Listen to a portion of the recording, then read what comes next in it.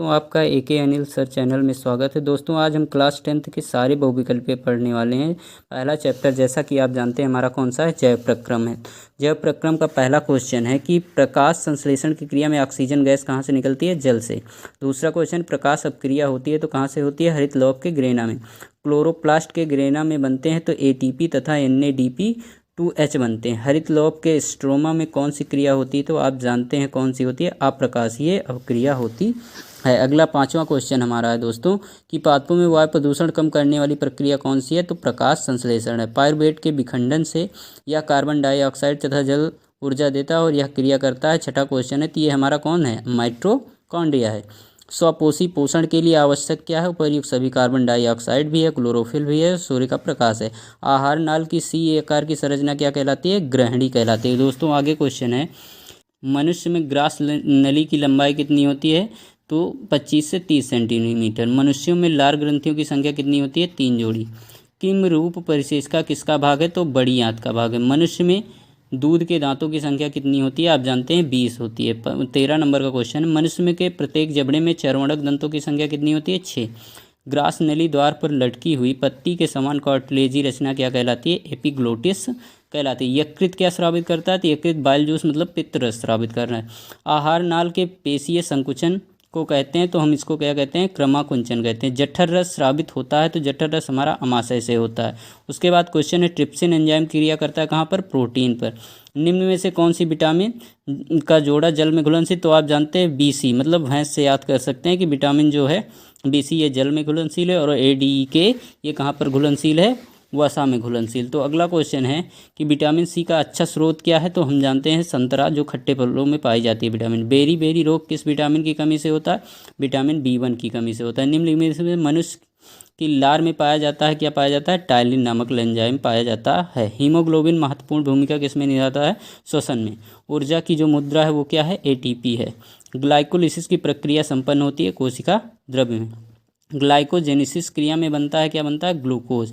और ग्लाइकोलिसिस के अंत में कितने ATP अणुओं का लाभ होता है तो 2 का होता है। मानव हृदय में कच्छों की संख्या कितनी होती है तो 4 होती है। पल्मोनरी सिरा खुलती है कहाँ पर तो या रुधिर लाती है बाएं अलिंद में। फेफड़ों में शुद्ध रक्त आता है, ये हमारा बाएं अलिंद से आता है दोस्तों।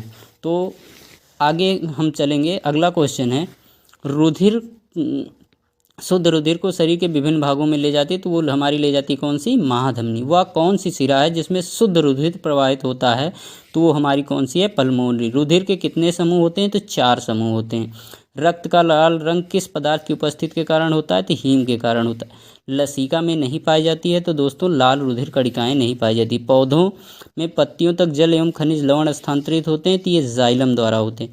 पादप में जाइलम उत्तरदायी होता है, जल का वहन करता है। फ्लोएम द्वारा भोजन का स्थानांतरण कौन करता है, सुक्रोज के रूप में होता है। पौधे में भोजन का स्थानांतरण होता है तो फ्लोएम द्वारा कहते हैं पौधे। डिक्सन एवं जौली किससे संबंधित है तो रसारोहण से संबंधित हैं। निम्नलिखित में से कौन सा त्वचा का कार्य नहीं है तो लैंगिक लक्षण जो है ये आपके त्वचा का कार्य नहीं है। अगला क्वेश्चन है दोस्तों, मनुष्य में दुग्ध ग्रंथि रूपांतरित रचना किसकी तो तेल ग्रंथ की है। अमोनिया का यूरिया में परिवर्तन कौन करता है, यकृत करता है। मनुष्य में वृक्क एक तंत्र का भाग है जो संबंधित है किससे, वृक्क से। आप जानते हैं कि उत्सर्जन होता है और ब्लड साफ किया जाता है। बोमेन संपुट भाग किसका है, वृक्क नलिका में। गर्मियों के दिनों में किस कारण दोपहर में पौधे मुरझा जाते हैं तो दोस्तों वाष्पोत्सर्जन की जब अधिकता होती है इसके कारण गर्मियों में पौधे क्या होते हैं, मुरझा जाते हैं। पादपों में जाइलम का क्या कार्य है तो पादपों में भी हमने फिर से पढ़ा कि जल का ये क्या करते हैं, संवहन करते हैं। कोशिकीय प्रक्रमण में ऊर्जा मुद्रा किसकी है, ATP की। पित्तरस का स्राव होता है कहाँ से, यकृत में।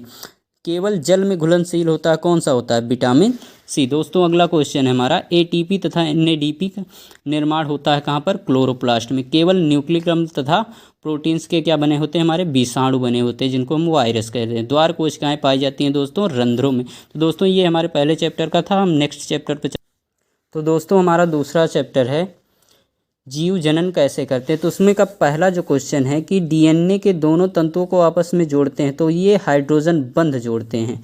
जीवों में विभिन्नताएं उत्पन्न होती हैं, ये लैंगिक जनन द्वारा होती हैं। और मुकुलन जो जिसको हम बडिंग कहते हैं द्वारा अलैंगिक जनन निम्नलिखित में किस जंतु में होता है तो आपका हाइड्रा में होता है। अगला क्वेश्चन है, अलैंगिक जनन मुकुलन द्वारा होता है किस में होता है, ईस्ट में।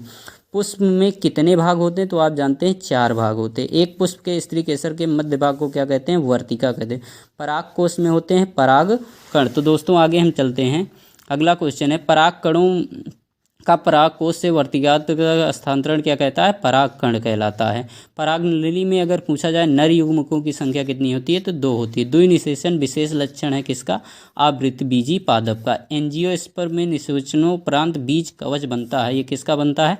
अध्यारोहण से। निषेचन के बाद पुष्प का कौन सा भाग फल में बदल जाता है? तो ये अंडाशय है। निषेचन के दौरान परागकण से निकलने वाली पराग नलिका समानता किसके द्वारा बीजांड में प्रवेश करती है? तो ये अंड द्वारा। निम्नलिखित में कौन मानव में मादा जनन तंत्र का भाग नहीं है? तो वो शुक्रवाहिका है, बाकी सारे क्या हैं? मादा जनन तंत्र के भाग हैं। परिवार नियोजन की स्थायी विधि क्या है? वैसेक्टोमी, जिसको आप जानते हैं नसबंदी। मुकुलन पाया जाता है हाइड्रा में। और पौधों में कायिक प्रवर्धन के लिए कौन सा भाग अधिक अनुकूल होता है? तो तना। डीएनए पाया जाता है, तो डीएनए केंद्रक में पाया जाता है। तो ये हमारा दूसरा चैप्टर भी दोस्तों कंप्लीट हो गया। हम दोस्तों हमारा अगला चैप्टर है अनुवांशिकता। अनुवांशिकता में जो पहला क्वेश्चन है दोस्तों, अनुवांशिकता के प्रयोग के लिए मेंडल ने निम्नलिखित में से कौन से पौधे का उपयोग किया था? तो मटर का किया था। उद्यान मटर में अप्रभावी लक्षण कौन है? झुर्रीदार बीज है। एक द्विसंकर का दर्श प्रारूप क्या होता है? 9:3:3:1। अगला क्वेश्चन है मटर के लंबे पौधे का क्रॉस बौने पौधे से कराने पर प्रथम पीढ़ी में लंबे मटर के पौधे प्राप्त होते हैं, द्वितीय पीढ़ी में प्राप्त पौधे क्या होंगे? तो वो लंबे तथा क्या हो जाएंगे? बौने हो जाएंगे।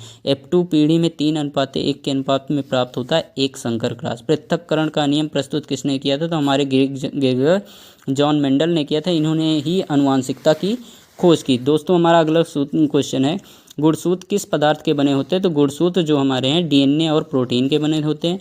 मनुष्य के शुक्राणु में ऑटोसोम्स की संख्या कितनी होती है दोस्तों? तो 44 होती है।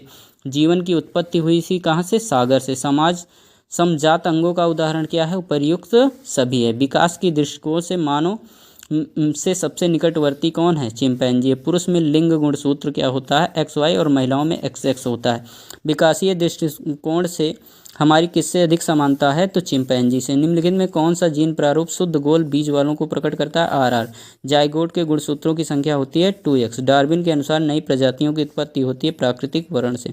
मेंडल के अनुसार मटर के बौने पौधे का जीन प्रारूप होता है TT। लास्ट क्वेश्चन है दोस्तों आज का हमारा, विज्ञान की वह शाखा जिसमें जीवाश्मों का अध्ययन होता है वो क्या कहलाती है? पैलिएंटोलॉजी। अगर दोस्तों वीडियो अच्छा लगे तो लाइक और सब्सक्राइब करें ऐसे क्वेश्चन पाने के लिए। AKN रिसर्च चैनल को सब्सक्राइब करें। जय हिंद, जय भारत।